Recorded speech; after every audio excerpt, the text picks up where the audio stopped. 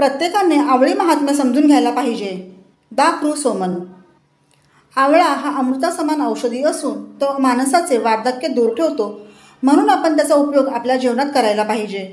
त्यामुळे आपले आरोग्य चांगले राहते. यासाठीच कार्तिक शुक्ल दशमीपासून पौर्णिमेपर्यंत आवळी पूजन आणि आवळी भोजन करण्यास सांगण्यात आले आहे, असे पंचांगकर्ते दा. कृ. सोमन यांनी घंटाळी मंदिर संस्थानाने कोलाड येथील आवळी वृक्षांच्या वनात आयोजित केलेल्या समारंभात सांगितले. तसेच सोमन यांनी आवळ्याचे औषधी उपयोग आणि आवळ्याचे कोणकोणते पदार्थ करता येतात तेही स्पष्ट केले. तसेच घंटाळी मंदिर संस्थानने हा कार्यक्रम आयोजित केला त्याबद्दल अभिनंदन केले. कोलाड येथे 100 एकरात आवळी वृक्षाचे वन तयार करण्यात आले आहे. सध्या आवळ्यांचा मोसम असल्याने वृक्षांवर आवळ्यांचे घड लागले होते.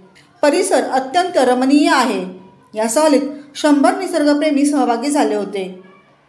प्रारंभी धात्री म्हणजेच आवळी वृक्षाचे पूजन करण्यात आले. त्यानंतर कार्यक्रमाचे अध्यक्ष डॉ. सुधीर रानडे यांच्या हस्ते दा. कृ. सोमन यांनी लिहिलेल्या आवळी महात्म्य या पुस्तिकेचे प्रकाशन करण्यात आले. डॉ. सुधीर रानडे यांनी आपल्या भाषणात घंटाळी मंदिर संस्थान धुंधरमास, कुमारी पूजन, विश्वकर्मा पूजन, गंगा दशहरा, तुळशी विवाह इत्यादी विस्मृतीत गेलेले सण उत्सव साजरे करीत असल्याची माहिती दिली. यावर्षी आवळी पूजन आणि आवळी भोजन हा कार्यक्रम करीत असल्याचे सांगितले. यानंतर सहलीत सामील झालेल्या निसर्गप्रेमींनी आवळी वृक्षाभोवती फेर धरून गाणी गायली.